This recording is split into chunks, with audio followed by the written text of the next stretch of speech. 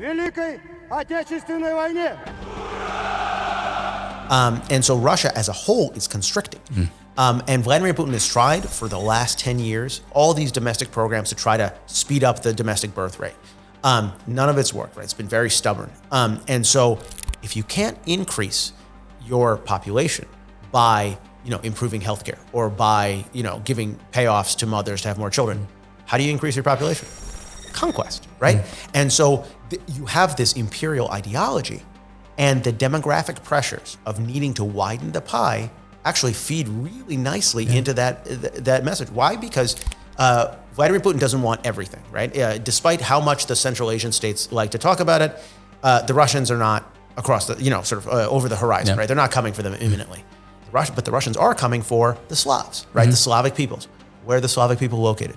In Ukraine, in Belarus, in parts of Kazakhstan, right? And so the idea of a greater Slavic state, a way to to rebuild the glory of the Russian Empire, has a lot to do with precisely the targets that Vladimir Putin and his advisors are targeting in terms of territorial acquisition.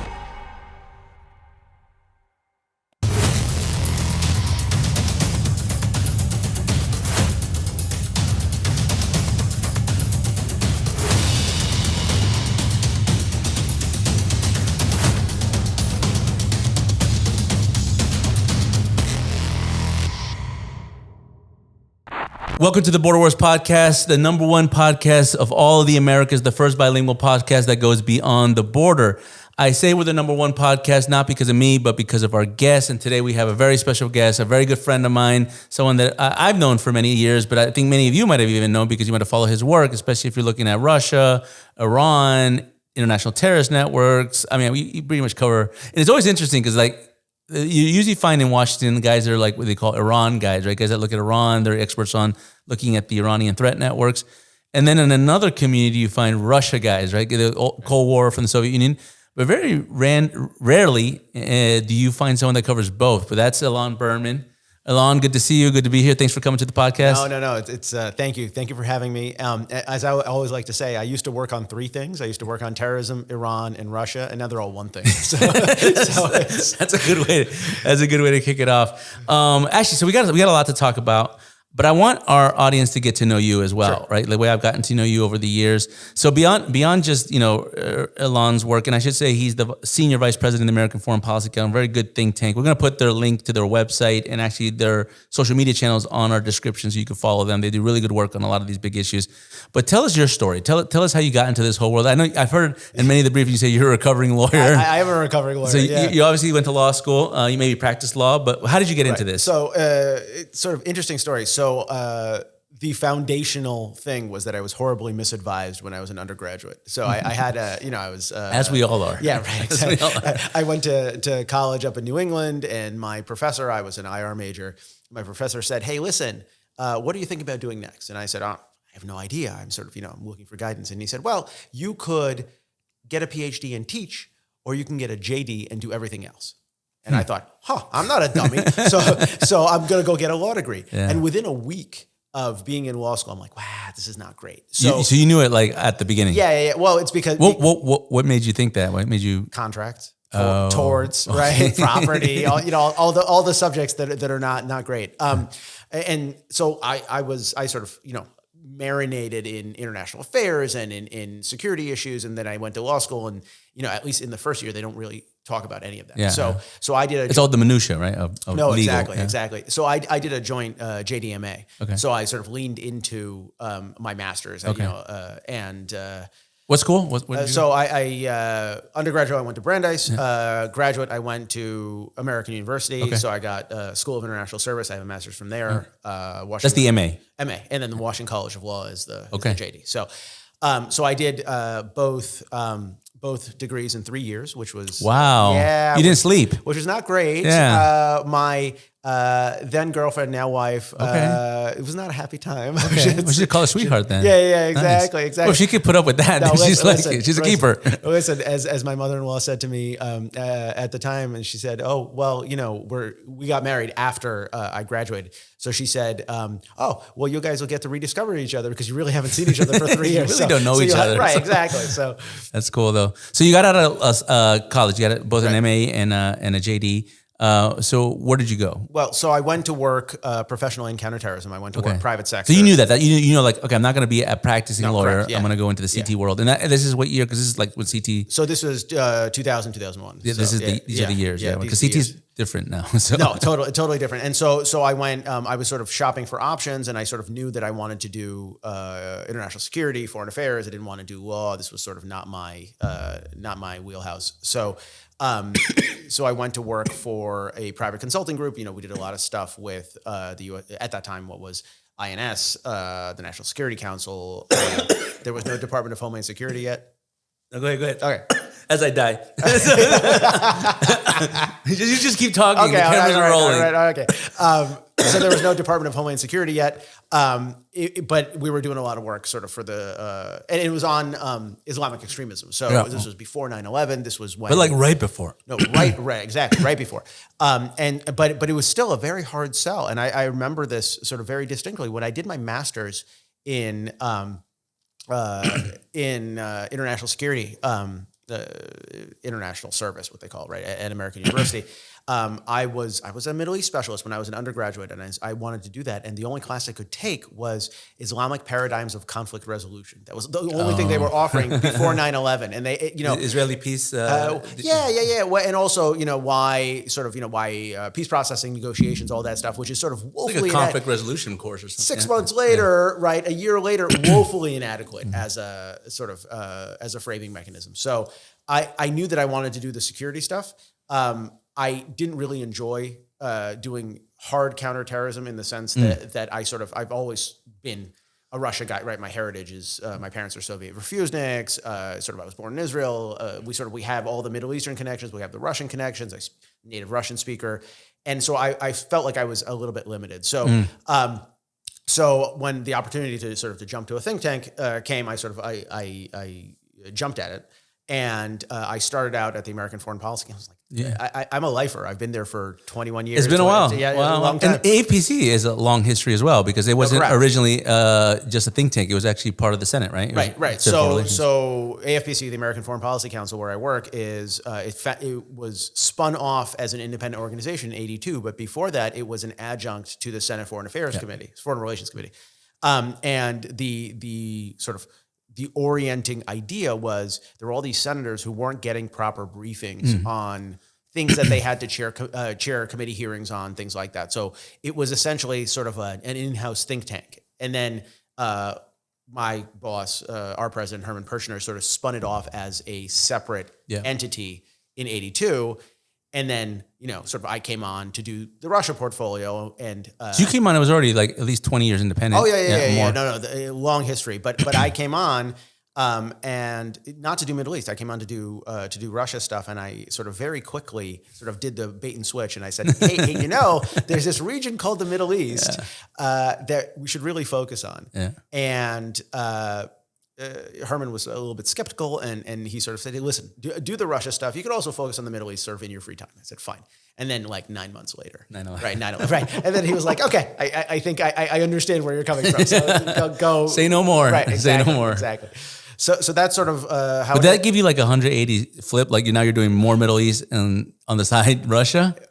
Yeah. So listen, the problem with the Russia portfolio and anybody who is a sort of a Kremlinologist is was a Soviet Union scholar will tell you this, that it sort of ebbs and flows. So we Americans are fantastic at winning the war and losing the peace, meaning we won the Cold War and then we promptly decided for whatever reason that we have to forget everything about the former adversary. And so there were some pretty lean years for folks who worked on Russia. Yeah. Right. Yeah. To pivot to, focus on, frankly, anything else, right? Focus on the Middle East, focus on Afghanistan, whatever it is. And now, what's old is new again, right? So now Russia is all of a sudden, it turns out Russia's a problem. Yeah. Russia. It never went away. It never went away, right? Yeah. Which is, by the way, why I always sort of joke tongue in cheek that the idea of the end of history is the most Washington thing ever. Yeah. Because the idea that we could be convinced that, this long historical reach, these long imperial ambitions of this country that is still a superpower, still a sort of a regional power, still a formidable adversary, the fact that like we can just forget about it, everything's fine. Like, But we're still the new world, really, at the end of the day, compared to the empires of the Far East. So Exactly. No, I feel like it's such a conceit that we say, this is the end of history, that we've sort of reached the ultimate evolution. Because what we're seeing now is the return of history, right? The return of imperial ambitions, the return of territorial conquest, things like that. Yeah, exactly. And it's sort of really kind of like a neo-colonization era, but it's not exactly. the armies that are colonizing. It's state-owned companies and illicit actors and all the things we're going to get into. So let's jump ahead a little bit, because when I got introduced to AFPC and then Ilan, and we're going to get into this, I want to talk mostly about Russia, but we can't avoid talking about Iran. And as you said, they're all kind of one now, so it's one big massive problem. But we got introduced because you were you're also an Iran guy, so you're a Middle East guy, so you're looking at Iran global ambitions. You already published a bunch of books about that. And I'm looking, and back then actually I was just beginning to look at Iran in Latin America. And so we got introduced by a mutual friend. I remember we had like a lunch and we talked about it, and it was just like a, you had me at hello, right? So let's go down to Latin America together. But what I learned about AFPC and what first really drew my attention to you guys was you guys actually went to the countries that you researched, right? That wasn't a thing in Washington for many people. It was like, okay, I'm going to read the papers, I'm going to read the internet's out there. But it's different to go. And I had that, as you know, I had that approach as well, but from the part of the world that we look at. So even before these big geopolitical issues that are before us today, great power competition was even a thing.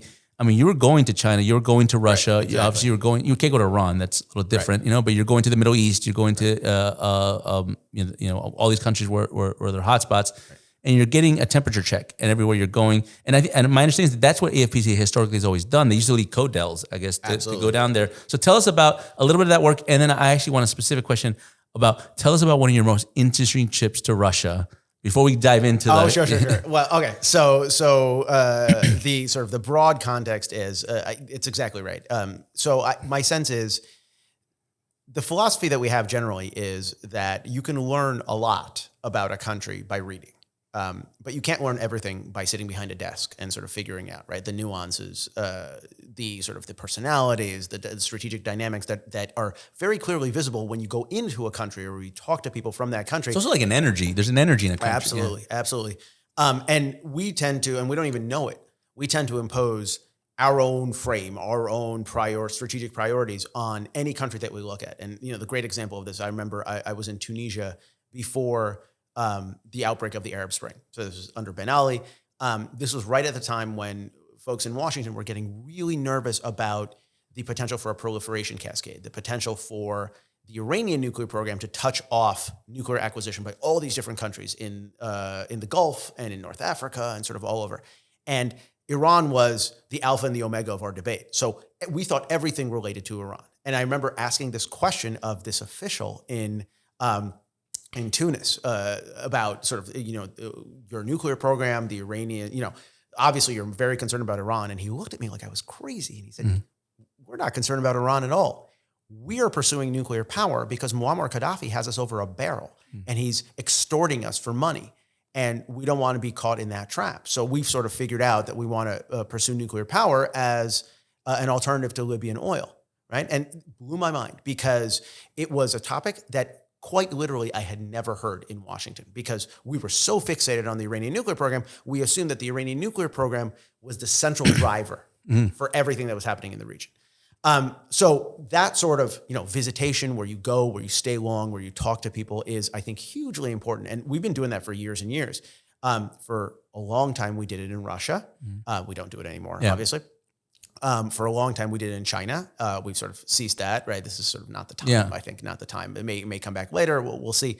But a lot of the stuff that I do is the stuff that you do, which is, sort of research, fact-finding missions, sort of very nimble, either myself or me and a couple of my coworkers. We go and we look at a discrete issue.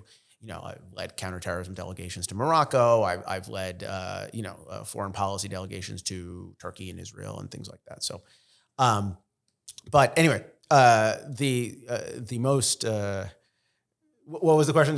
Most interesting, one of the most interesting visits that you've had to Russia. Well, firstly, when did you stop going to Russia? Because I actually haven't heard of you guys going to Russia in a while. No, and we haven't. And actually, so the most interesting was So you have to understand the background, right? So the background is my parents are Soviet refuseniks. I'm too old to be a Jackson Vanik baby, but I'm still consider myself a Jackson Vanik baby. And for those that don't know, the Senator Scoop Jackson back in the 1970s authored legislation that conditioned U.S. recognition of the Soviet Union on U.S. preferential trade relations with the Soviet Union on liberalization of immigration, so that Soviet Jews who were then prevented from leaving could leave, right? So my parents actually left before that big wave that was spurred by Jackson Vanik, but as they say, close enough for government work. It was just a couple of years. So I sort of still self-identify as a Jackson Vanik baby.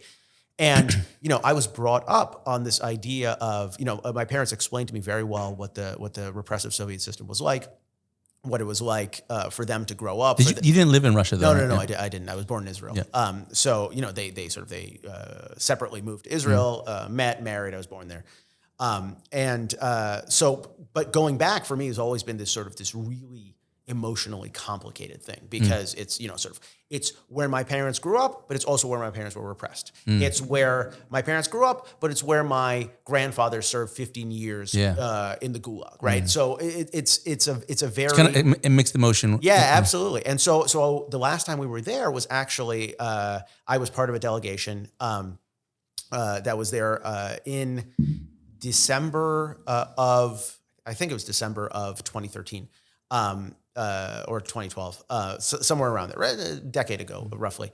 And everybody that it was very clear, right? All of a sudden, very clear that I just wasn't looked upon favorably that I was there, right? Okay. So all of a sudden, data stopped coming in on my phone. All of a sudden, everybody that I was supposed to have meetings with got the diplomatic flu, right? Yeah. Right.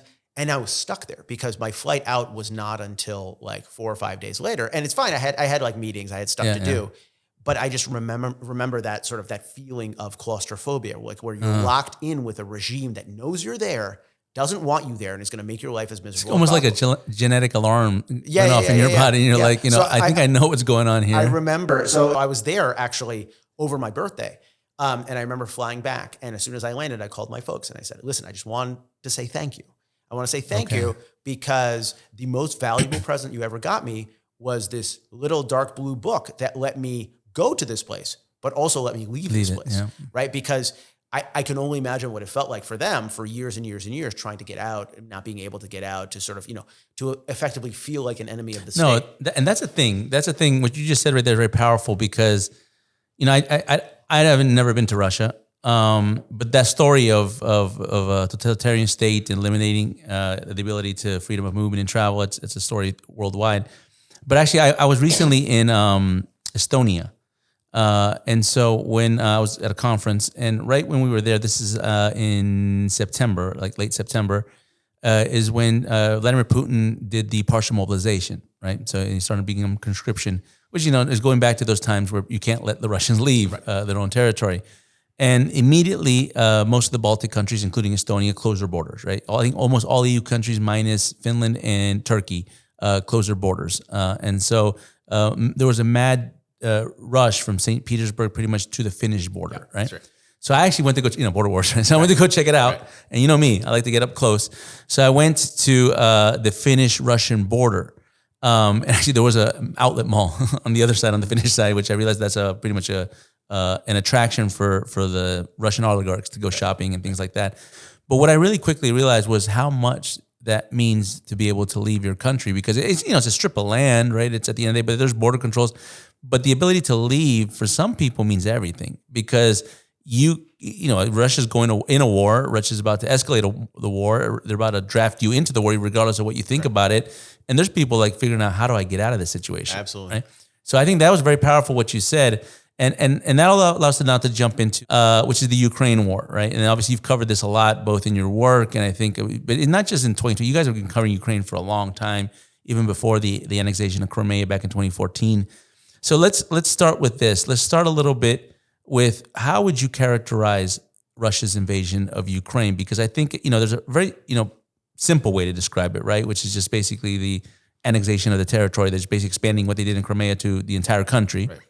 But there's a lot of geopolitical nuances to what's going on in Ukraine. And I feel like most Americans don't understand it because they think it's really just a far off territory by a crazy dictator that wants to basically take their territory, which is bad. But what does it have to do with us? Because we are here on this other side of the world, and we got our own problems with our border, also with the economy and things like that. But really, it's not just about the Ukrainians because this is an alliance that's operating here. This is a country that represents, or a symbol that represents a system, an order, basically a way of life that the world is trying to maintain and preserve, more difficult through time. And really, this is kind of like the beginning of what could end up becoming World War III, because it seems like, Taiwan's at the chopping block and not too long. In the part of the world that I look at, you got Colombia and you got Guyana and Venezuela's neighbors. So explain to this a little bit on the big picture, like what does the Ukraine war mean for the international community and actually for Americans here? Right. So there's a lot there. So let me see if I can break it up into segments. So first of all, it's necessary to understand what Ukraine means for Russia, right? Why does Vladimir Putin covet it so much? Because I think a lot of Americans, when they look at it, they don't get it. What is it? I mean, Ukraine's a large piece of land, right? But it's not. What is the strategic significance? And you have to sort of all of this yearning for Ukraine is all wrapped up in this neo-imperial idea that Vladimir Putin has. Because break that down a little bit, because sure. You're not talking just the Soviet Union. You're talking about the Russian Empire. Right. Like and I think that's a really important. It's a distinction with a difference, because as I said, we've gotten a bit dumb on Russia in general, right? The way I like to look at it is we don't have a foundational document to understand what Russia's all about, right? So, and by the way, we had one during the Cold War, right? In 1946, George Kennan, who was then a diplomat, he wrote the long telegram. A diplomat in Moscow, was sent back later, became the ambassador. But sitting in Moscow, he wrote this became known as the long telegram. This long essay on here's what I think the sources of Soviet conduct are. Here's what I think they value. Here's what I think they're trying to get at, and here's how they see competition with the West. And the reason that's significant is because having that understanding let us build strategies to respond, right? And we saw Republicans and Democrats over decades build strategies like containment, like rollback, right? The whole idea of sort of competing effectively with the Soviet Union started with understanding what the Soviet Union wanted. And we don't have anything like that right now. There is no document on the sources of Russian conduct, right? Which is why you get these statements, which are, I think, very well-intentioned, but they're false. When you have high-ranking current and former officials talking about, well, Vladimir Putin's a KGB thug, he's trying to recreate the Soviet Union. Well, not quite, right? A lot of what he's talking about is actually not the Soviet model. It's a Russian imperial model. So Kievan Rus, right? Yeah. Right. So if you can read or get Google Translate and sort of read it in the English, if you can read it in Russian, you should go back and read his speech on February 21st before the invasion and his speech on February 24th right after the invasion. This was basically like the show your work portion of the evening, right? So he gave a speech saying, "Here's what I'm going to do," and then he did it, and then here's why I did it. He sort of gave a talk. But in that speech, he actually spends a lot of time obliquely criticizing the Soviet Union. And the reason he did this was because he said, look, a lot of the problems that we have today, the problems of Russians and Ukrainians being a separate people, that's actually a Soviet construct. Because remember, when the Soviet Union expanded, it expanded rapidly, and it had to come up with a framework for managing different ethnicities. And so his criticism is the Soviet Union was too liberal. It gave these guys too much autonomy. And now Ukrainian boys and girls think they're real boys and girls. And they're actually not. They're actually Russians. And we need to convince them of the error of their ways, right? So it's a little crazy to think that, from Vladimir Putin's perspective, the USSR was too liberal, right? But that's exactly what it is. He doesn't see himself as a commissar, as a sort of a manager. He sees himself as a czar. And in Russian history, there has never been a Russian empire that didn't include Kievan Rus, what was at one time the largest unitary nation state in Europe, as part of the Russian Empire, right? Russian imperialism cannot exist without Ukraine, which is why the Kremlin cares so much about Ukraine. Well, wasn't it born partially in Odessa? Yeah. Well, and there were, right? So the Russian Empire is not one thing. It's several things.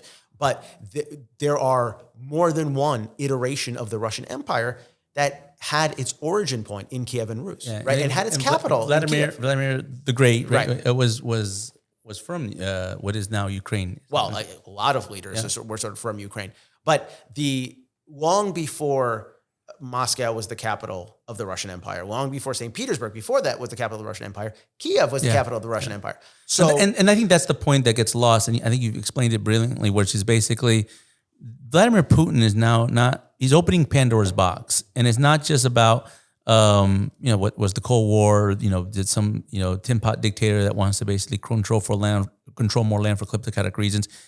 He's basically taking revisionist history on steroids and putting muscle behind it, putting bombs and bullets and things behind it, which now opens Pandora's box for every authoritarian in the world that thinks the history wronged them because of the way the world has evolved over time to go back thousands of years, and to basically go back centuries, and to say we need to reconstruct what was the former empires. And obviously China's paying a lot of attention to this. Right. Iran's paying a lot of attention to this. And even from the part of the work that I do, Maduro, Venezuela is paying a lot of attention. They had an empire at one time, which is called the Greater Colombia. And so they're trying to reconstruct that. Now let's take this to now the geopolitical significance you explained brilliantly, but let's take this to understand now why the United States needs to get more involved in this, because it's not just about stopping a madman from recreating an empire, but it also has direct effects on the United States. Sure. No, well, and I think that's exactly the right way to think about it, because there is this temptation, right? So all politics is local. And so we just, went through the midterm elections, and sort of, the American political system is heated, superheated, right? You could say, but there is... To say it mildly. Mildly, right. There is this skepticism that at least in certain corners about, why is it necessary? Why does this get? If it's a far off place, it doesn't matter.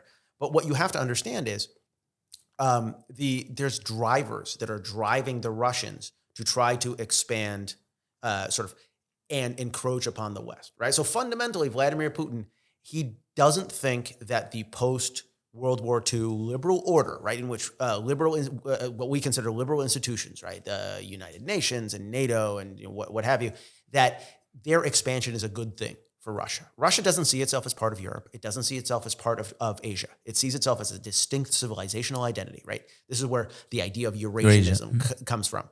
And for Eurasians, the current balance of power globally does not benefit Moscow, right? So the way I like to think about it is Russia is like a mime, an actor who pantomimes, who's always trying to push on the edges of the box, right? Trying to push the edges of the box outward. And so that's the larger significance of Ukraine, because if Vladimir Putin is allowed to salami slice his way to get more and more pieces of territory without a resolute Western response, his appetite will grow.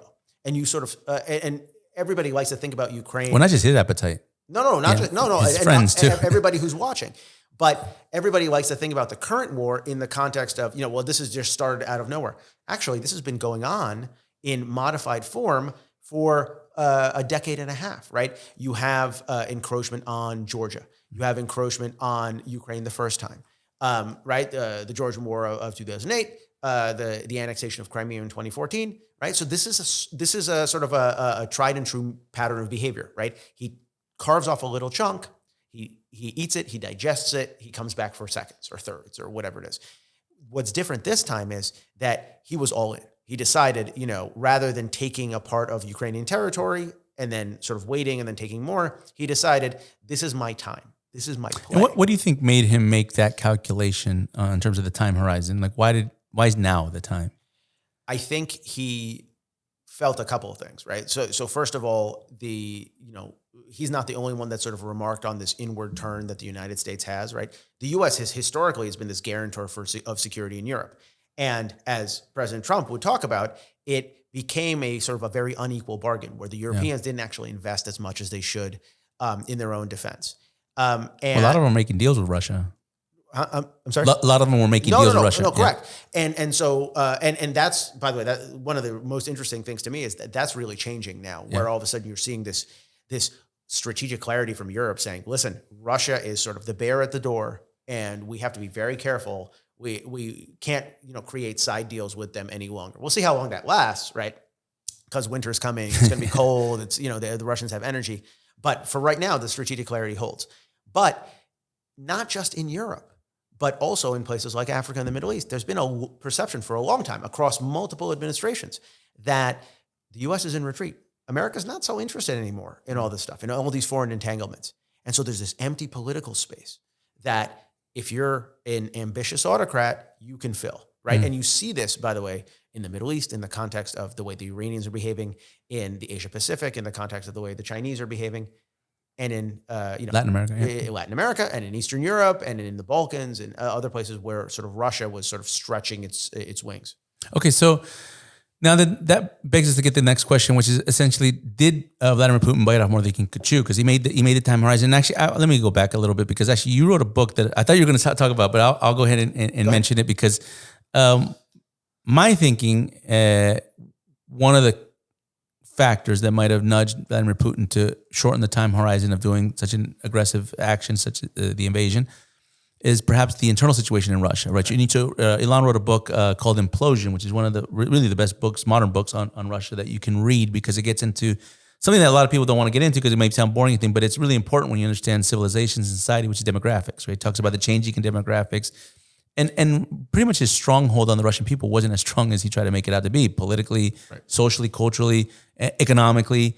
And so my thinking was that maybe he thinks he might lose power at some point, because things are kind of, the house of cards is starting to be very shaky, and he has to take some, the goal was always to annex Ukraine, or not Ukraine, the goal was to capture Ukraine. That was absolutely from the beginning. When Vladimir Putin was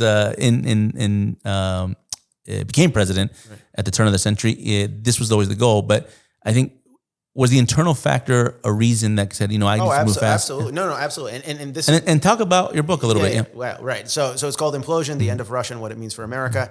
I think it came out in like 2013, 2014. Yeah, so I was going to say the year, and I can't remember. So it's a little while ago. There's a demerit to being so far ahead of the curve that people look at the book, they're like, well, you're crazy. But you read it today, it makes a lot more sense. It makes a lot more sense, right? So what I talked about in the book was the question of demographics in Russia, right? Demographics, the pace of a nation's population, it determines everything. Russia is a colossus. Russia is a country that spans 9 separate time zones, but Russia's running out of people. Yeah. Well, the world is having depopulation problem, but Russia's a little bit way past it. Yeah, exactly. So the magic number is 2.1. 2.1 is called replenishment, right? So every woman during her fertile lifespan should have a child to replace herself, a child to replace her husband, and 0.1 for accidents and earthquakes and whatever.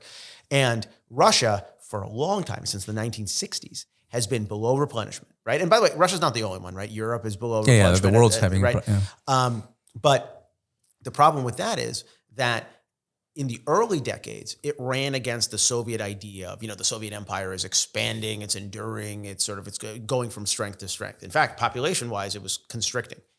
In the Russian situation, the contemporary Russian situation, it's even more dire, because you get in the Soviet Union, you had populations that were locked in place. You had people that lived in places where, frankly, they shouldn't have lived, right? In Siberia and the Russian Far East. It's not really conducive to human settlement, right? And so what you saw with the collapse of the Soviet Union was out-migration. People in the Russian Far East migrated to what's called European Russia. People in European Russia migrated out of Russia altogether. And so you have this emptying of Russia that's taking place. So Russian demographics are significantly below replenishment. They're about 1.7, 1.8. And so Russia as a whole is constricting. And Vladimir Putin has tried for the last 10 years, all these domestic programs to try to speed up the domestic birth rate. None of it's worked, right? It's been very stubborn. And so if you can't increase your population by, improving healthcare or by, giving payoffs to mothers to have more children, how do you increase your population? Conquest, right? And so you have this imperial ideology, and the demographic pressures of needing to widen the pie actually feed really nicely into that message. Why? Because Vladimir Putin doesn't want everything, right? Despite how much the Central Asian states like to talk about it, the Russians are not across the, over the horizon, right? They're not coming for them imminently. But the Russians are coming for the Slavs, right? The Slavic peoples.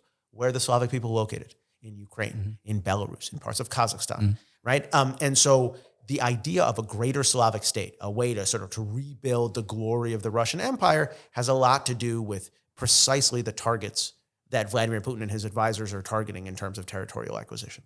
Okay, yeah, that makes a lot of sense. You can't have more fertility rates and birth rates go up, then you just basically capture a whole new ethnicity and say they're Russians, and now all of a sudden population problem goes above that 2.1 magic number.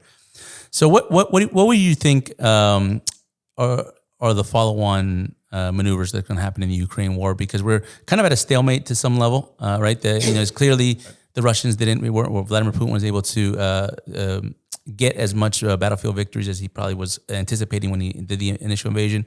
The Ukrainians put up quite a resistance, both militarily, I think also in the information space, and just along the lines. But also they're limited at how much they can actually defend.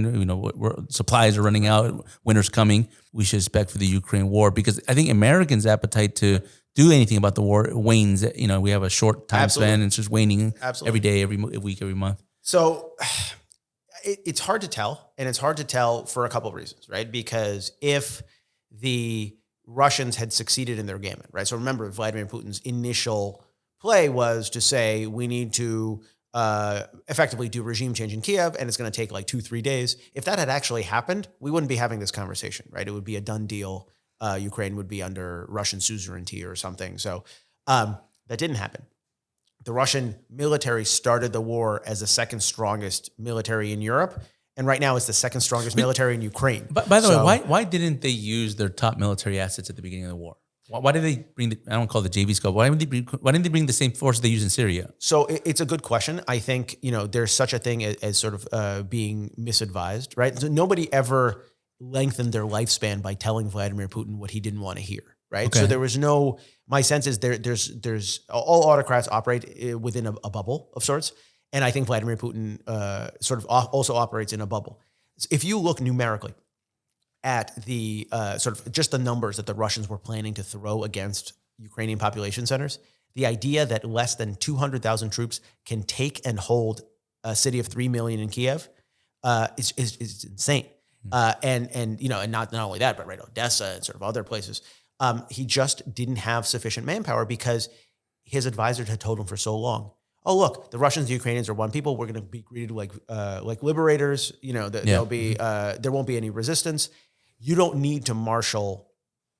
This can effectively be done on the cheap. Okay. So my sense is. So you told them this is going to be fast, it's going to be cheap, right. It's going to be relatively easy. Right. And my sense is that by the time they figured out that they were really in it, that the Ukrainians had sort of, put up stiff resistance, this became a resource problem. This became it became a Western response problem. How do you counter? Because it's not, you're not just fighting Ukraine, you're fighting. So they miscalculated. I think, pretty colossally. Look, right, objectively on paper, if you look at Vladimir Putin's track record over the course of, he's been in office since the last days of 1999, right? In the last 9 months, he has set back his country 3 decades in terms of economic development. He has gotten Russia excluded from all major multilateral fora. He has created a strengthened sense of Ukrainian national identity, which you could sort of, a few years ago, you could sort of, talk about. Yeah, the Russian separatism. Right, exactly.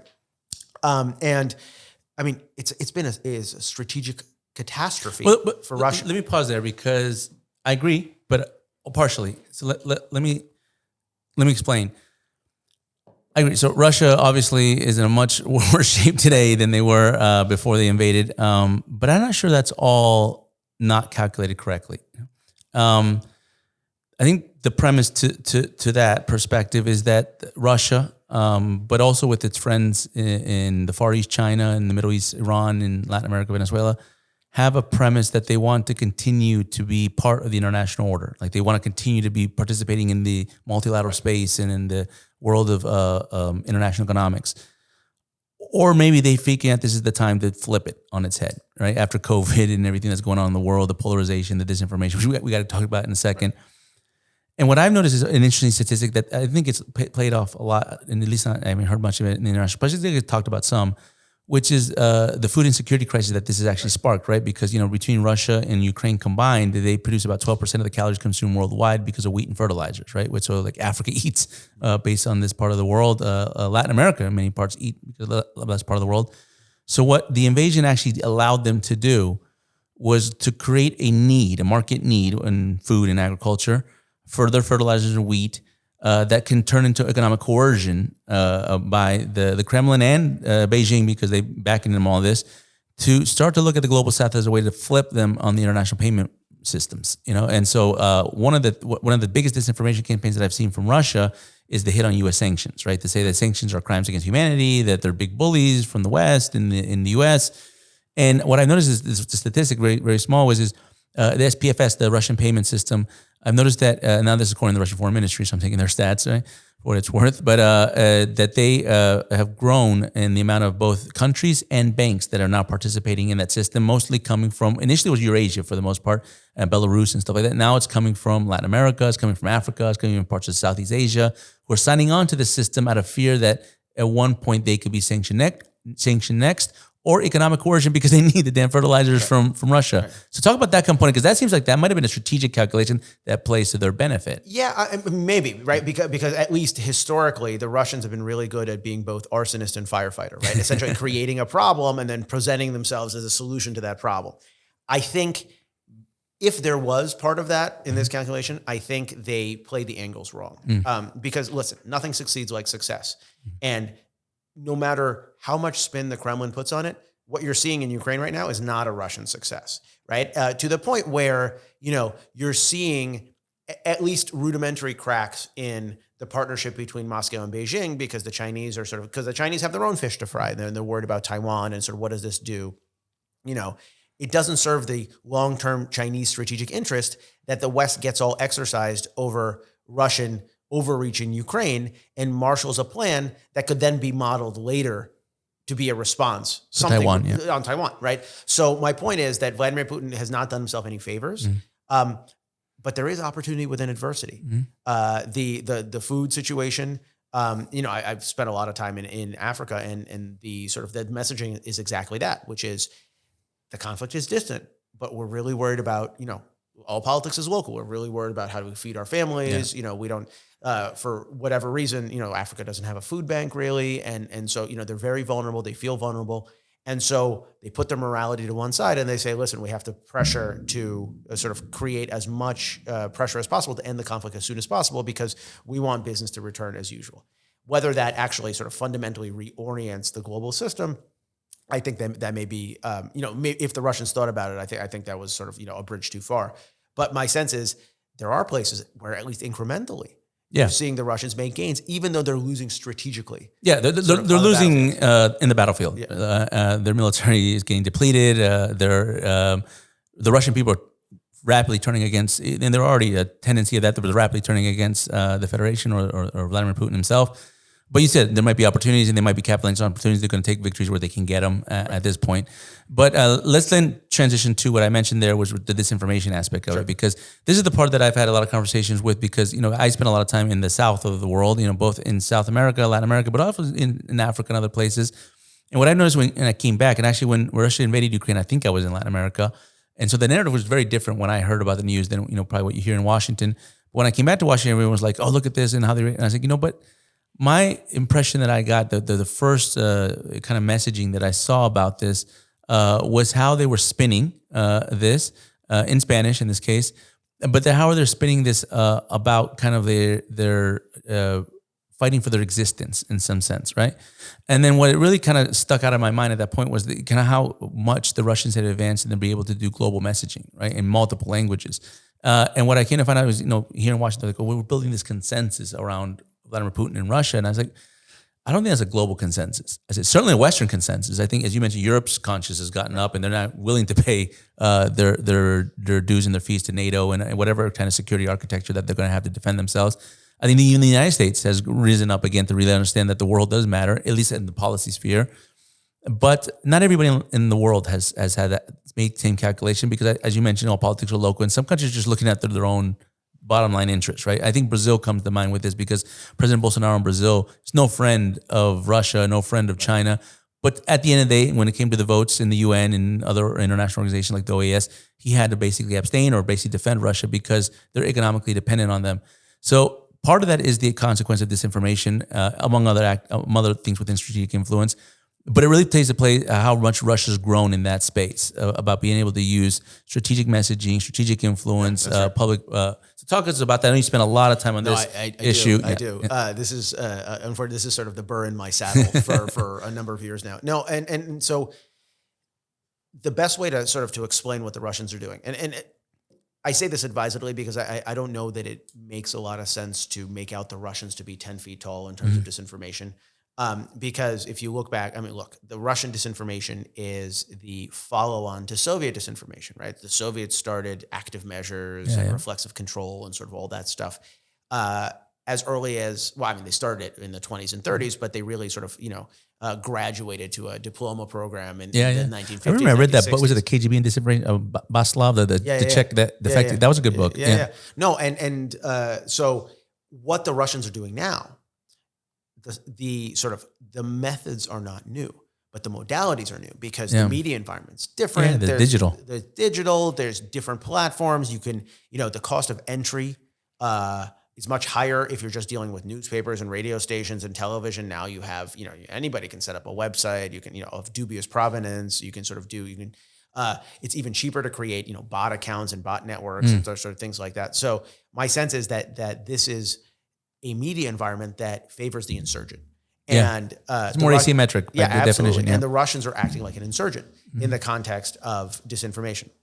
Now, what I think is necessary to understand is like we're sometimes, I think, surprised. I mean, to the point where Russian sort of, interference and meddling was the topic of the last two seasons of Homeland, right? I mean, it sort of captured the imagination so much. I never watched it. Nah, it's okay. It's okay. No, Homeland or Americans?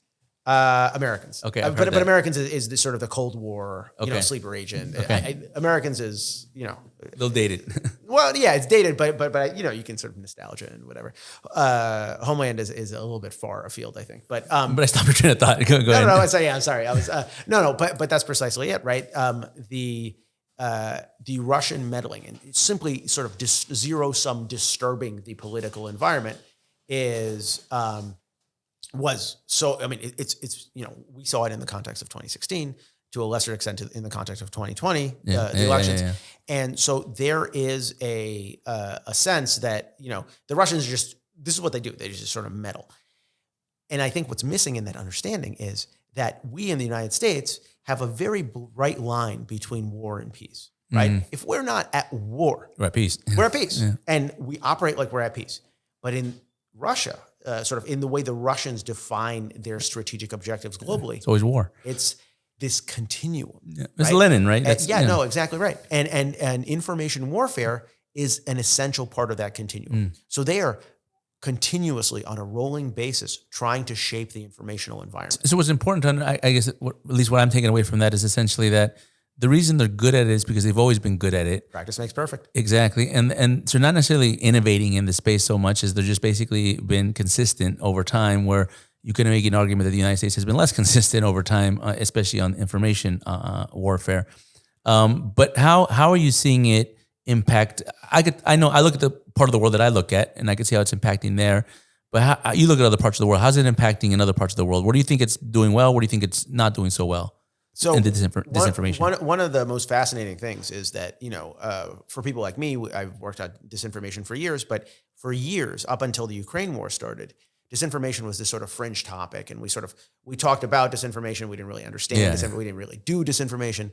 Now, all of a sudden, it's front and center on the strategic agenda of Europe, for example. So I was in Europe last month, and there is a tremendous amount of activity now focusing on disinformation, focusing on Russian malign messaging, to the point where, Russian outlets like Sputnik and RT have been banned from the Eurozone, right? But, listen, on the battlefield, the adversary also gets a vote. So what you see is that as the traditional avenues of Russian malign influence get closed off, you see more and more the Russians trying to do different things, right? Going around the periphery, going to Latin America, going to Africa, going, for example, to the Nordic states, when there was still an active debate in the Nordic states about joining NATO, whether they should or not. You saw a tremendous amount of Russian disinformation oriented at depressing popular support for NATO membership for those countries, right? So I think I saw a lot of that in Finland. no, that's right. That's right. I think they I don't know if they were behind this, but there was a lot of disinformation about the prime minister That's right. and like getting drunk or whatever at the bars or whatever that, I can't remember the exact story, but essentially it were done mostly on Russian, well, it wasn't actually Russian state-owned media, but it was like Russian known influencer accounts. Right. Was it Russian aligned? Yes, Russian aligned. That's right? it. Yeah. This sort of, I think, gets us to objectives, right? So I'm a firm believer in the concept that, all politics is local. So it's necessary to understand what the Russians are trying to do, because you hear a lot when people talk about, look, the Russians trying to meddle in the U.S. elections, not once, but twice, 3 times, 4 times, right? And so you get this sense, the immediate conclusion that we jump to is, they were picking winners and losers. They liked one candidate, they didn't like another. But that's not what they were doing. Yeah. That's not what they were doing. All politics is local. And so the people that Russia is trying to message to, the Kremlin is trying to message to, are Russians. Mm-hmm. And what they're trying to say is, look, I know you have it bad. I know we're underperforming economically. I know my regime is repressive. But look over there. Yeah, they're worse. It's super chaotic. Yeah. Mm-hmm. And so don't organize. Don't mobilize. Don't be activists, right? Because just be happy with what you have, right? So the goal here is chaos creation, right? The goal here is... Or perception. And to undermine trust in democratic institutions. Or to try to make an argument that democracies don't work, they don't deliver, they don't have results, and it's all crazy, just as crazy. We're crazy, but they're crazier, that kind of thing. And I see that. That's a very big... I agree 100%. I never thought that Russia really cares. Not to say they don't care, but they're not invested into putting all their money into like one... They're not a campaign donor. They're basically looking to try to put a perception out there where voters in the United States or in any country, because they're meddling in a lot of parts of the world, just become disillusioned with the whole thing. And just like, voting doesn't matter, nothing matters, the system doesn't matter, America sucks, right. and that then translates into Russia's better, right? Or Russia's an alternative. Right. And that's where we sort of get into a place where Russian disinformation is very much aligned with, say, Chinese disinformation, right? The Chinese, to a much greater extent, by the way, than the Russians are, the Chinese are pushing an alternative model. A model of ideological organization, right? That they're pushing and they're promoting along what they call their Belt and Road, right? Through all these investments, right? It's very clear that we're in a systems clash. The Russians are sort of free floating in this U.S.-China competition, but they're there. And they benefit the more the U.S. side is on the back foot, the more the U.S. side is sort of, has to defend its principles, feels like it's under assault, right? Because fundamentally, autocratic institutions don't just benefit Beijing. Autocratic institutions benefit Tehran, and they benefit Pyongyang, and they benefit Moscow as well. Well, now that you mentioned Tehran, I think one of the things that I guess has been in the news lately, and some of the things I think it wasn't surprising to me, I'm pretty sure it wasn't surprising to you, was the delivery of drone systems from Iran to Russia, right? Now, that did surprise, I guess, some, because they always felt like Russia was the superior military, and why they provided a lot to the Iranian missile defense programs, and so they figured why would they need the Iranians? But one, we learned a lot about the Russian military and their ability to, as they say, deliver those beans, bullets, and band-aids on the battlefield. But I think the other part of it is Iran, their drone program, while it may not be the best in the world, it has been consistent at developing them. They've been putting time and attention into that, and I've seen it because they've been doing it in Venezuela, right? So I think I put out a tweet the other day where I said before they delivered drones to Russia, Iran's been delivering drones to Venezuela for more than a decade now. But talk to us about that. What does that really mean? Because to some end, okay, fine, they're delivering drones, but Ukraine's getting really good drones from Turkey, from other places, and honestly, the Russian or the Iranian drones aren't really doing that much damage on the battlefield that I could tell. A lot of them are actually malfunctioning. That's right. But what does that actually mean beyond this? So I think there's a couple of really important things here. So first of all, the fact that the fact that the Russians are relying on Iran for the provision of drones really reflects a sea change in the Russian-Iranian relationship, right? So you got to go back, 2 decades. The big brother, little brother thing? Yeah, exactly. So for years and years and decades, the Russians have been the senior partner in that partnership, right? The Iranians have been the international pariah, especially since, over the last 20 years. The Russians have been running interference for them at multilateral fora, like the UN, and, diluting sanctions, things like that. And so what you always saw was you saw Iranian officials going to Moscow to beg for aid, to beg for support. And now you're seeing the opposite. You're seeing Vladimir Putin go to Tehran and bend the knee. because now all of a sudden, The trilateral summit. yeah. So now all of a sudden, They brought Erdogan and Putin together. they did. I'm not sure that last, the photo, valiant effort, right? No, but I think it's sort of the photo op underscored an important point, because now all of a sudden it's the Russians that are isolated. It's the Russians that are looking for strategic partners, and they don't have as many as they thought they did. And so the Iranians now, if you're an Iranian official, you feel okay, you feel comfortable. You're in a sort of an advantageous strategic position. The second thing is that, first of all, it shows Russia's weakness in terms of military hardware, because the Russians, what you've seen is, in strategic terms, the material costs and the manpower costs of the Ukraine war are forcing the Russians to retract a lot of the stuff that they had put in motion in places like Africa, in places like the Middle East, where they're repositioning personnel, they're recalling mercenaries, they're doing all sorts of stuff, because the Ukraine war has become this suck on resources. And so they're increasingly asking countries like Iran, we need help, right? We need assistance. And so my sense is, if that's a leading indicator of where the Russian military is going, it's not going anywhere good, right? The fact that they have to rely on Iran. And the third thing is that it also shows us, I think, something very disturbing in the context of Iranian military development, because there's always been this sort of, and there's still this sort of tension in Washington that sort of ebbs and flows depending on administrations, about whether Iran is an expansionist power or a defensive power, fundamentally, right? And the pattern that you're seeing from Iranian military development and deployment is definitely the fact that it shows that they're an expansionist power. Yeah. Iran develops a sophisticated capability and it sells it or it deploys it, right? It did so with its missiles. It did so with its drones, which, by the way, they didn't show up first in Russia. They showed up first in places like Syria or in places like Yemen. So when the Iranians develop a sophisticated capability, it's only a matter of time until it's mostly for exporting it. Yeah, it's mostly for exporting it. And what does that tell you, right?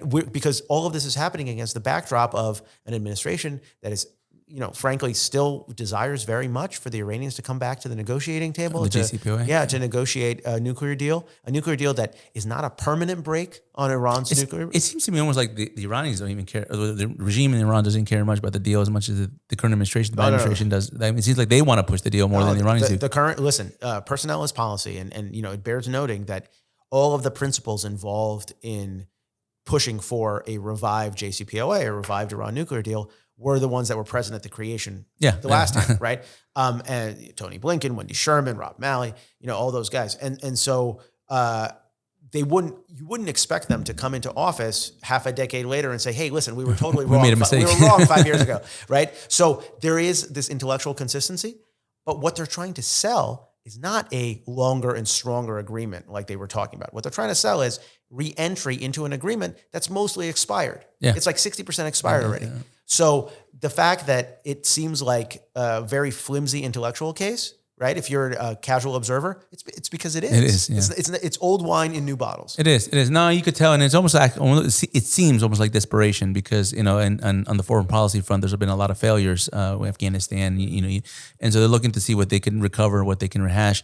But kind of one of the things that it showed me, at least the delivery of the drone systems to Russia or to Ukraine, to Russia for Ukraine, is this alliance that many people discounted for many years. They thought it might have been just periphery or it might have been just tangential, transactional. But we're starting to see really a strategic alliance emerge. It's unconventional. It's unnatural. It's got weaknesses.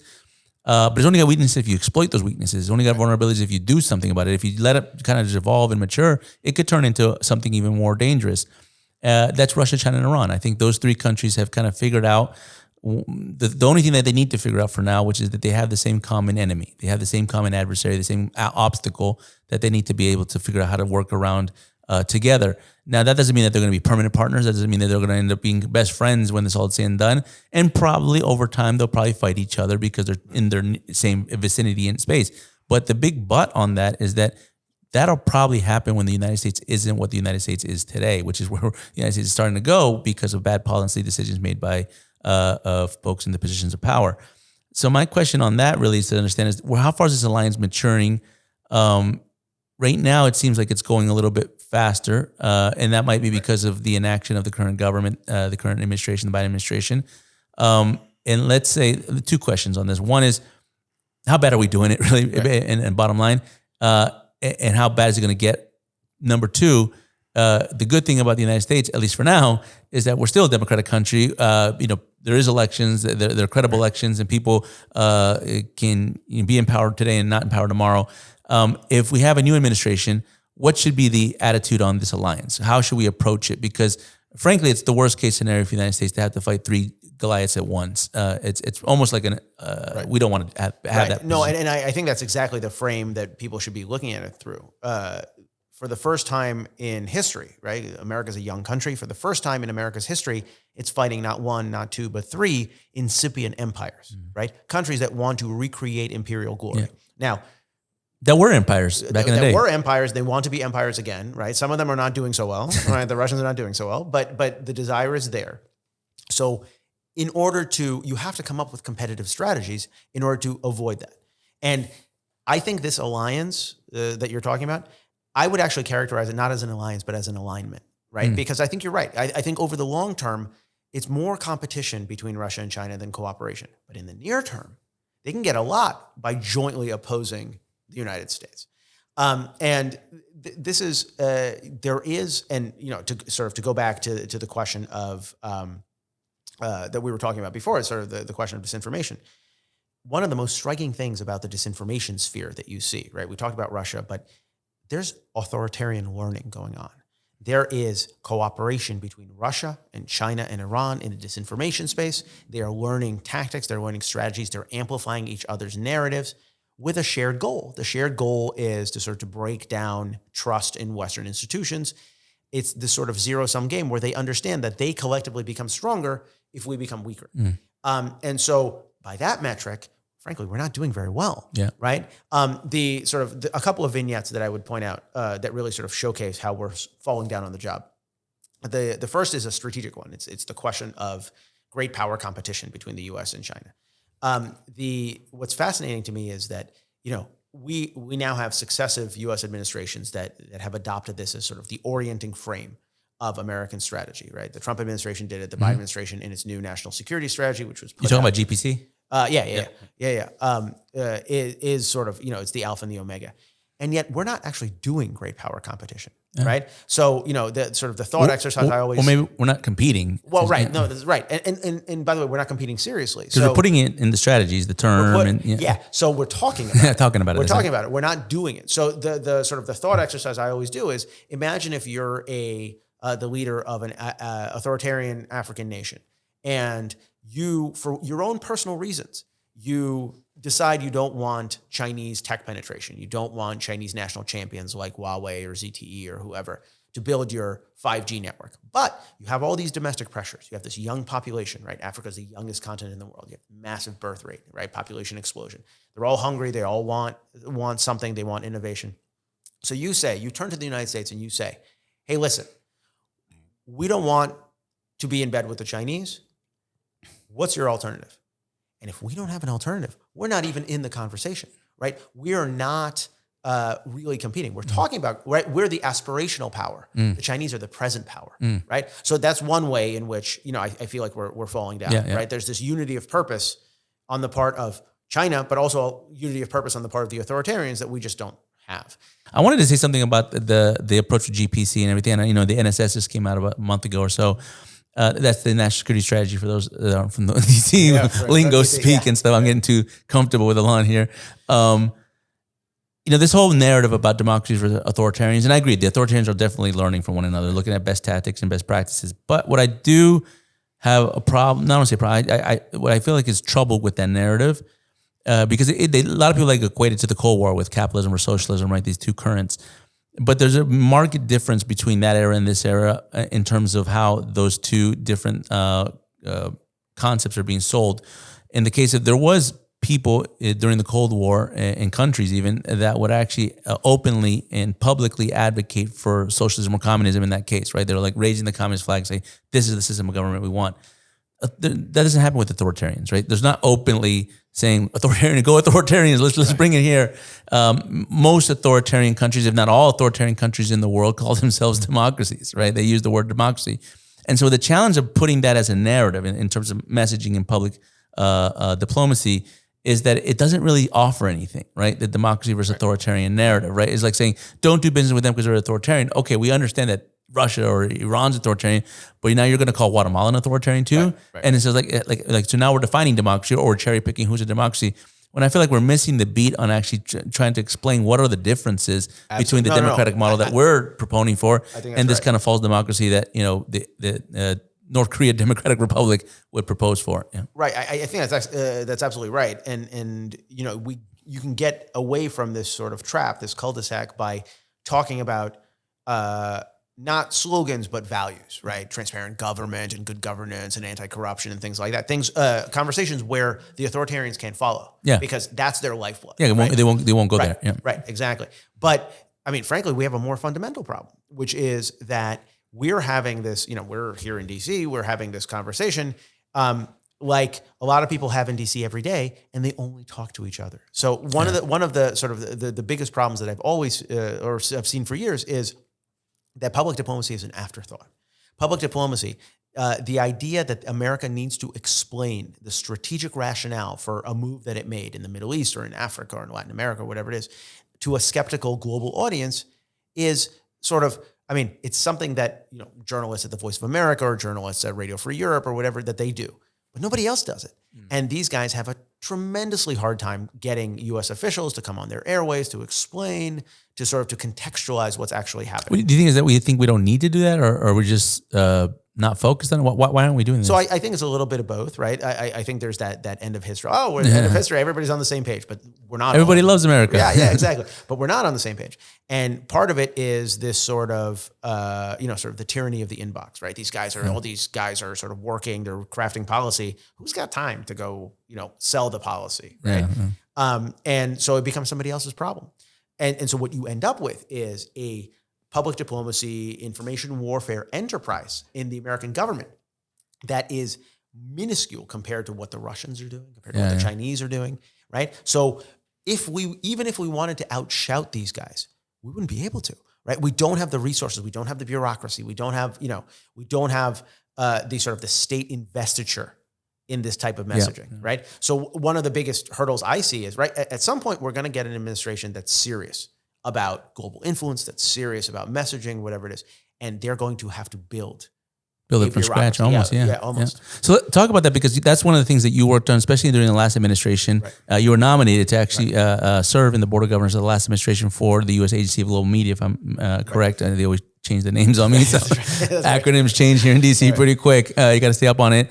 Talk to us a little bit about that, because I think that answers the second part of that question, which was, what should we do differently when a more, let's put it this way, more responsible administration comes into power that actually wants to dedicate time and effort to basically create the U.S.'s images in a way that actually works against these authoritarians worldwide? Right. Well, so in order to know where you're going, right, it makes sense to look at where we were, right? So during the Cold War, during the decades of the Cold War, we had a unitary agency called the U.S. Information Agency, which was essentially the quarterback. That sort of spearheaded all of the global media initiatives and was the one that was sort of convening and sort of oversaw all the agencies. Aimed at that time mostly on the Soviet Union. Mostly, although not also on the periphery, right? Okay. This is the era where Radio Marti, for example, came about. Cuba, yeah, exactly. So not just, but mostly behind the Iron Curtain, right? And the goal was twofold. The goal was to tell America's story, right, which is what Voice of America does, and the goal was to do surrogate radio, surrogate television. So that's what Radio Free Europe does. And by that, they mean to tell stories in those mediums that, because you're in an unfree country, your state media won't tell. So we're going to tell stories about Russia, about the Soviet Union, that Soviet media won't tell because it's a bad news story. So those are still the sort of the broad frames that you have. But with the collapse of the Soviet Union, you saw this massive disaggregation. It doesn't exist anymore. In 1999, the U.S. Information Agency went away, and in its place came this sort of hybrid structure, half public, half private, mostly bureaucratic, and you saw this massive attrition of strategic vision. So you get this weird situation now where, we have an agency, the U.S. Agency for Global Media, but you also have all these grantees, all these different sort of radios and television stations, whatever it is, that get money from the U.S. government, but they're private entities. They're all off doing. There are, the CEO of the U.S. Agency for Global Media is supposed to oversee. But every year it's this fight. Like, you go to Congress and like, well, we don't know what these agencies are doing. Are they getting enough money? Or they're not getting enough money? Whatever it is.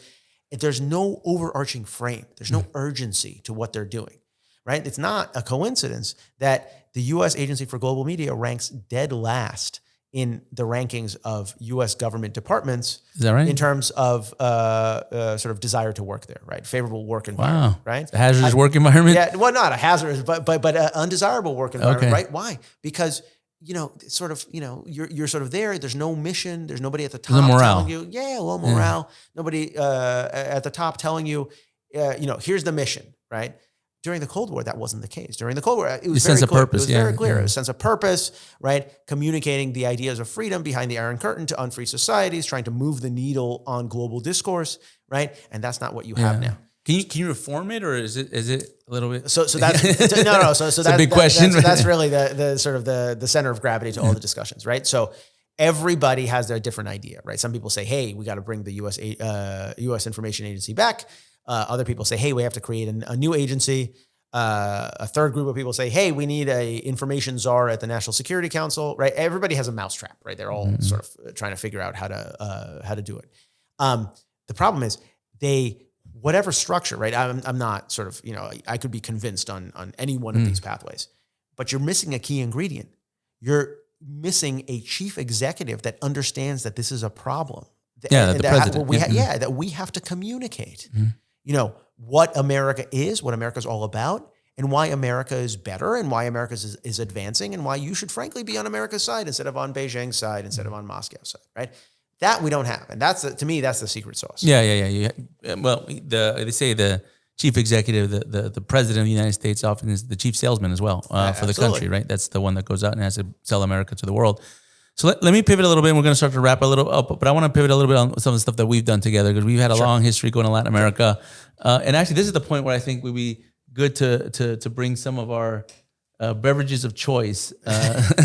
So I think, Ilan's a whiskey guy. I am a whiskey guy. I'm more of a rum guy, but I'm happy to do whiskey. So we're going to have two whiskeys. They're going to come out. We're going to little taste testing. And then I have to drive home. Yes. Thank you. Yeah, right. In traffic, though. No, right, fair. Not quickly. It hurts and helps. Right. So, but let me say this. I have a lot of great memories of the times we would travel a lot together in Latin America. But we've seen it in other places, in Israel and other places. But I want to tell one story because I think it's really interesting. And I think you know which one I want to tell. Actually, I'm between two, but I'll tell one and you probably end up telling the other. The one I want to tell about is, so when Ilan and I started to move to Latin America, travel Latin America, he depended on me a lot to do a lot of the arrangements because it's the region that I work on. So I'm good at creating meetings and having opportunities to be able to speak and things like that and engage our partners and our friends in the region. Logistics may not be my strong point. So one of the things They're getting ready. that sounds of joy in the kitchen. One of the things that I did was getting the flights and all this stuff like that. And I remember we took a trip. We were going to go from Chile to Bolivia, which is in South America, which are next to each other. And you would think that it's like an easy flight from Santiago to La Paz, but it's not. Right. You have to take a detour. You got to find another city to be able to do a layover. And so we found one which was called Iquique in the northern part of Chile. So I was like, okay, Chile is a developed country. Chile is one of the top countries in the region. So I was like, it can't be that bad. And we had the flight. So I didn't mess up the flight. The flight was fine. What I didn't do was so much good on was the hotel. So I was like, and actually we talked about it before. We'll just find a hotel. When we get there, there'll be plenty of hotels. It's on the beach. We'll get some hotel down there. So we get there, and there was one nice hotel, which we went straight to. Right. And of course, what happens? It was beach week in. Hold on, it's getting too fun over there in the kitchen. Right. It was beach week in Iquique, Chile, and that hotel was completely booked up. Right. So they're like, oh, we're with the cab driver, and he's like, well, what do you guys? Well, there's some other hotels down the way. So we went, and let's say the category hotel went from category 5, 5-star hotel, to maybe 2, and then 1, and then none. And then so we're we're going, and I remember I even walked out of the car and I was like, okay, I'm going to rush because we got to get a hotel. And I dropped my passport in the middle of the street. Right. And I was like, you might need this. Right. So we get in and we got, I think it was a part-time massage parlor, maybe, or something like that. It was No. What I recall about that trip most of all was that was one of the few nights where I had to pay to stay in a hotel, and I slept the night in my clothes because I was on top of the sheets. 'Cause I do not trust this place. And in the morning, because I was running more diligently then than I am now, I went out for a run and I had to cut my run short because there was so much broken glass on the ground that I realized that like our trip would be fundamentally detoured if I had to go to the hospital because I fell or I tripped or whatever it is. So this maybe not the nicest place. Oops, sorry. Maybe not the nicest place that we've been to. No, it wasn't. It wasn't. It was fun though. It was only one night. You know, we're being kind of whiny, but it was one night. But it was an interesting night. And we actually went out, and it was interesting when the place where we had our dinner cost more than the night that we stayed in the hotel. So that's the kind of the story I wanted to talk about Santiago, Chile. But we have a bunch of stories. I mean, you told one recently. I think where were we at? I can't remember where we were at. Oh, the dinner. We were at one of our dinners, and you told a story about some of our close encounters. Speaking of authoritarians, there's a lot of authoritarians in Latin America. You guys know who they are. It's Nicolas Maduro from Venezuela, Daniel Ortega from Nicaragua, Evo Morales from Bolivia. Can't ever exclude the Castros from Cuba. And so we used to go back then to some of these. Oh, here we go. Thank you. Here we go. Which one are we gonna try? We'll tell that story in a second. But which one are we gonna try first? I think the one I gave you. The French one. This was a very just a little though. I gotta drive. Yeah, no. So this is. Well, tell us what this is. You're the whiskey guy. So I am the whiskey guy. So this is something new that I discovered. I was recently in North Africa and I flew back on Air France, and this is what they had on Air France. This is just French whiskey. French whiskey, but French blended whiskey. But I'd never heard of it before, but it was so good that I now buy it for all my friends. So let's do it. How do you pronounce it? Belvoy, I think. Belvoy? I think. My French is just delicious. Rougher than my Russian. Oh, that's good. That's good. Yeah. I was like, there you go. There you go. I think you might have started a tradition here at the podcast. I don't think I've done this before, but listen, cheers. Cheers. If we can do cheers. Salute. Thank you. Oh, smooth. Yeah, it's nice. It's right? smooth. It's nice. Surprising. Oh, wow. Yeah, it's not bad at all. So authoritarians in the neighborhood. So we ran into a couple. Do you remember? You know where I'm going with? I do. So I have a couple of stories, right? My favorite stories. Let me tell the Bolivia one first because we were just there, right? Chile to Bolivia. So as I'm sure your listeners and your viewers know, the La Paz, the capital of Bolivia, is on on the Altiplano, right? So it's very high. Highest capital in the world. Highest capital in the world. And so long haul flights, airline flights have trouble getting there. And so the industrial capital of the country is to the east in Santa Cruz. Right, much more low-lying, much flatter, and so flights are easier to get into. So we spent some time in La Paz, and then we went to Santa Cruz. Yep. And in Santa Cruz, the airport is right outside the city. And if you go out of the exit of the airport and you take a left, you go to Santa Cruz. And you take a right, you go into a small, dusty town called Juarnes. Right, and Juarnes is important because Juarnes is the site of the ALBA Defense School. The defense school. The ALBA is the Bolivarian Alliance of the Americas, right? Authoritarian Alliance of Latin America. Yes, exactly. And I wanted to go see it. He's like, take a right, take a right. Right. I was like, you don't want to go left? You're like, no, take a right. Take a right. Because I wanted to go see it because the ALBA school hadn't been inaugurated yet, but it had been built. Yeah. And it had been built not with Bolivian dollars and not with Venezuelan money. It had been built with Iranian money, right? Iranian seed money. And kind of quasi-inaugurated by an Iranian defense minister at the time, who's now, I think, the interior minister, if I'm not mistaken, of Iran today, which is Ahmad Vahidi. Right. Is he the interior minister still? I don't know. I have to check. But yeah, no. And I remember it was a big international scandal because there was an Interpol red notice. Yeah, for the bombings in Argentina. Right. Yeah. So he went to inaugurate the site and it caused an international incident. But the reason this is significant is because it really going to that school and Joseph. We got very close. We got very. We tried to go in. We got very. We tried to go in. It was a little difficult. And Joseph is an intrepid scout, and so he jumps out of this rickety car that we're in. And he's snapping all these pictures. And then he gets in the car. He goes, go, go, go. You know, so, no, because there was a military guy that started running towards us, and I was like, okay, picture's done. Let's go. Right. No, but the reason we wanted those pictures and the reason we wanted to see it was because both of us jointly were advancing this contention that frankly people in Washington didn't want to hear or weren't prepared to hear. Or weren't believing at the time. Back then, they weren't believing. Like the defense minister goes to at the time the Iranian defense minister, who has Interpol red notice because he supported one of the major terrorist attacks in Latin America. He comes to Bolivia. No, for one, no one in DC knows where Bolivia is or cares about Bolivia, and so they're like, okay, that's weird. Two, a lot of people didn't believe it. They say, okay, maybe that's just some like pro forma thing. It doesn't really have any strategic significance or relevance. We're like, but it's not just about that one visit, right? It's about this school. It's about what they're doing with the school, about this alliance, about the whole thing. And then we can see now today, I mean, Iranians going to Bolivia pretty much every week. So that alliance is mature. But back then, they weren't. It was very new.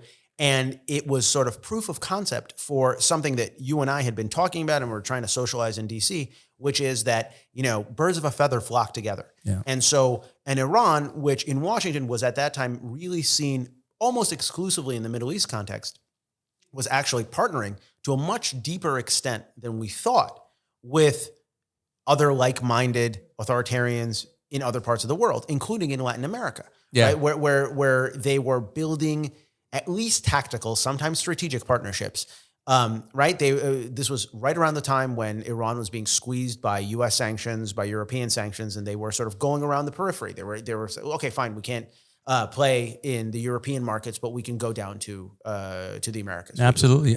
And actually, I would say that, and let me give context on this. That was very early on. I think he actually wrote an article about that, and then I wrote some other stuff about Iran and Bolivia, and I've argued that Bolivia has been Iran's most successful case study in Latin America, and probably one of the most successful in the world. Now, most people know today about Iran and Venezuela because that's what it's more visible.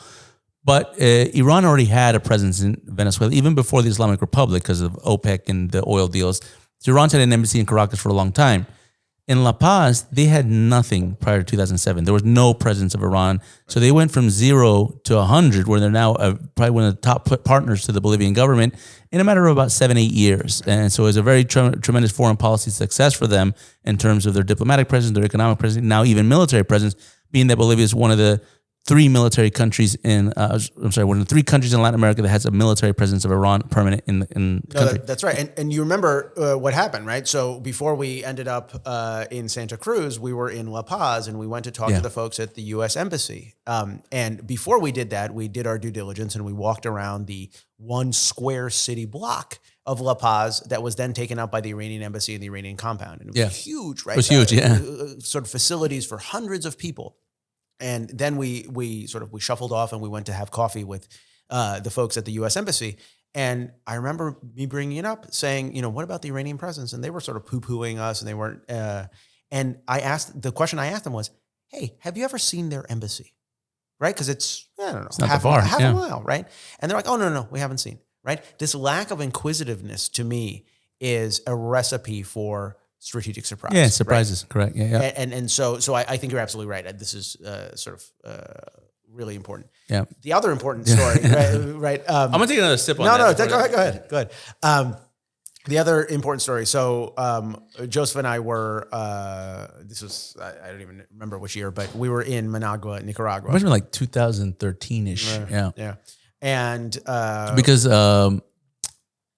No, I was going to say, because Fidel Castro was obviously still alive, but it was Raul Castro. Well, I'm not going to spoil the story, but yeah. No, that's right.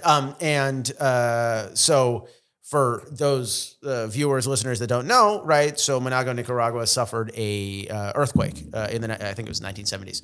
And so they picked up and they moved the capital like a kilometer and a half, right? So it creates this really weird, dislocated hotel structure, right? So for whatever reason, the hotel we were staying at was sort of on the outskirts of town. Yeah. We pull up, it's all cordoned off. There's all these and there's only like 2 nice hotels in Managua. So and it's cordoned off. And there's all these police vehicles, and that's right. The cab couldn't drop us off at the front of the hotel. We're like get your luggage, climb the hill. Right, exactly. And we get into the lobby, and Joseph goes quiet. And Joseph is never quiet. When we travel, we're always sort of bantering. And I said, well, Joseph, what's the matter? And he said, look over there, right? And it was a delegation led by the president of Nicaragua, Daniel Ortega, and he was leading around Nicolas Maduro, right, with a coterie of folks who were not Venezuelan. Or Nicaragua. They were Cuban intelligence agents, right?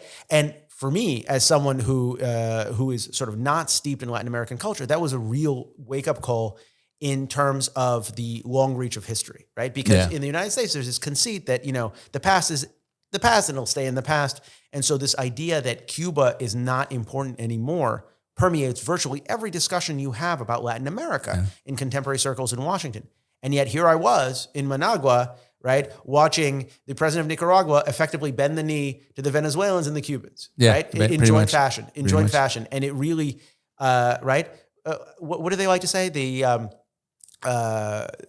past, the past is not forgotten. The past isn't even really the past. Okay. Right? And that's sort of how I felt, where I was like, oh, now I understand sort of the Cold War discussions, and I don't know why we got away from those. Yeah, no, and actually, so you guys can really kind of visualize this. And I have some pictures of that. I remember I pretended I was a journalist. I just started snapping pictures. And like you guys, to understand the context and trying to visualize this, we're at the Sheraton Hotel in Managua, Nicaragua. In the lobby, it's not like a huge space. And Nicolas Maduro, who's huge, by the way, if you're watching this, Maduro, you're a very big man. He's very large. And I actually physically ran into him. Actually, I ran into him a little bit because he was coming out. And the Cuban intelligence agents, there were some that were without uniform, and there was some that were with uniform, that were Cuban military that had the uniforms on. And I remember when we looked at this, and I was paying attention a lot, not so much to Maduro and Ortega, who were at the front, but who all the military people were and who they were communicating with. And they were communicating mostly with the local police.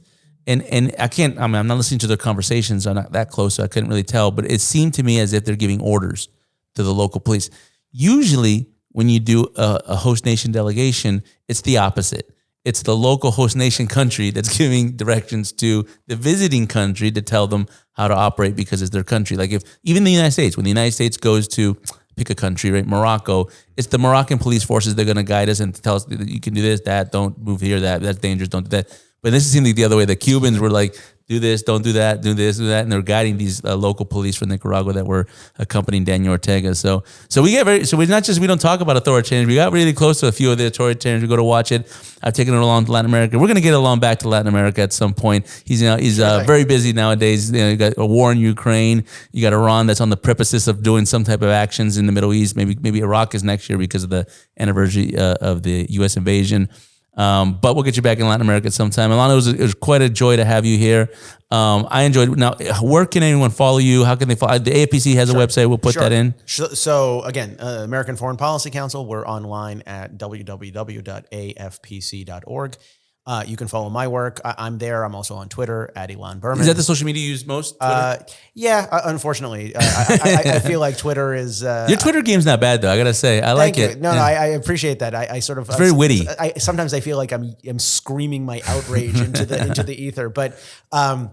But yeah, I'm on Twitter, and AFPC does a lot of stuff on social media as well. But our think tank covers the gamut. So my work day to day, I do Russia, I do Iran, I do terrorism stuff. But we have scholars on China, scholars on South Asia, scholars on Europe, so everything. So we try to cover the waterfront. So if any new reports, anything coming out that you want to plug? So it's a good. There's always a new report. Yeah. But my colleague Rich Harrison, who is just co-authored a really what I think is going to be a really important book on space strategy. And, I know about it. And China as being the pacing threat, meaning. And this is the fifth domain, right? This is very important. Absolutely, and about how China, really, unlike the United States, has an evolved multidimensional strategy to dominate space, and what that would actually mean if they were successful, and how do you catch up? Yeah. And so it'll come out next year, but my sense is that it'll really sort of reshape the debate. Conversation, yeah, but good. And another book coming out. I mean, Ilan's had, I don't know how many books. You have a lot of books. You have books on Russia, books on Iran. So one of the other really good ones, just to interrupt real quick, the Implosion book. We're going to put the link to that in Amazon to people that want to buy that. The one we talked about the demographics in Russia, that was ahead of its time. But it's a really good read, though. It's really, really insightful. A lot of books on Iran. Is there one in particular you think that people should look as a primer to understand? Yeah, so I did a book, I think 2015, called Iran's Deadly Ambition, right? Which is all about sort of what we were talking about today, sort of the ideology, the expansionist nature, right? Not of Russia, but of Iran, and sort of how that plays globally. And so, what are the different strategies that Iran is taking in Latin America? What are the different strategies that Iran is taking in Africa and other places, right?